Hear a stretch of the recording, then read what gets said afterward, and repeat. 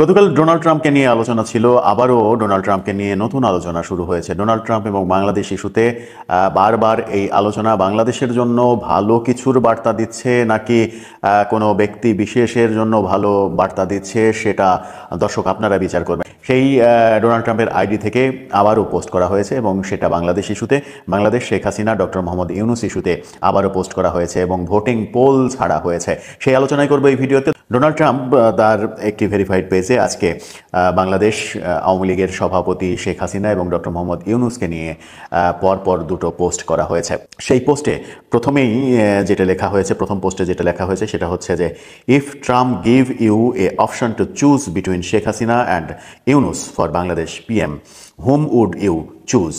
যদি আপনাকে বাংলাদেশের প্রধানমন্ত্রী হিসেবে চয়েস করতে বলা হয় শেখ হাসিনা নাকি ডক্টর ইউনূস, আপনি কাকে চয়েস করবেন? এই পোস্টটা দেওয়া হয়েছে। ডোনাল্ড ট্রাম্প যখন শেখ হাসিনা প্রধানমন্ত্রী নাকি ডক্টর মোহাম্মদ ইউনূস প্রধানমন্ত্রী, কাকে আপনি চয়েস করেন, এরকম একটা পোস্ট দেন ফেসবুকে, এক্স হ্যান্ডেলে টুইট করেন, তখন ঘটনাটা যে গুরুত্বহীন নয় সেটা সহজেই অনুমান করা যায়।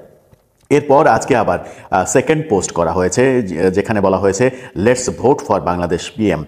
প্রথমে শেখ হাসিনা, এরপরে ডক্টর মোহাম্মদ ইউনূস। আমরা যখন এই খবরটা বলছি, তখন এই ভিডিওটা যখন করছি, তখন দেখা গেল যে আরও 23 ঘন্টা, আরও 4 দিন 23 ঘন্টা বাকি রয়েছে, অর্থাৎ প্রায় আরও 5 দিন ভোট দেয়া যাবে। এই মুহূর্তে ভোট যা পড়েছে তাতে 92% শেখ হাসিনাকে প্রধানমন্ত্রী হিসেবে চয়েস করেছেন। কি হয় এই পোলে, সেটা আমরা শেষ দিন পর্যন্ত লক্ষ্য রাখবো। ডোনাল্ড ট্রাম্পের এই যে পোস্ট এবং পোল, আপনারা ডোনাল্ড জে ট্রাম্প আপডেট যে আইডিটা এক্স হ্যান্ডেলে, সেখানে গিয়ে আপনাদের পছন্দের মানুষকে ভোট দিতে পারেন, শেখ হাসিনা অথবা ডক্টর মোহাম্মদ ইউনূস। এটা সবার জন্যই উন্মুক্ত, যে কেউ ভোট দিতে পারবে। ভোট দিলেই আপনি দেখতে পারবেন, ভোট দেওয়ার পরে আপনি দেখতে পারবেন কত পার্সেন্ট কে ভোট পেল।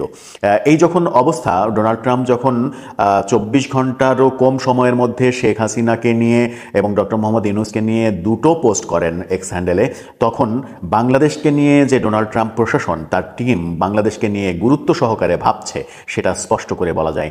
এখন ঘটনা হচ্ছে যে এই ভাবনাগুলোর পরিপ্রেক্ষিতে বাংলাদেশের অবস্থান নিয়ে পরবর্তীতে হোয়াইট হাউসে বসার পরে ডোনাল্ড ট্রাম্প কী ব্যবস্থা নেবেন কিংবা কী ব্যবস্থা নিতে চাইবেন, বাইডেন প্রশাসনের নীতি পাল্টে যাবে কিনা।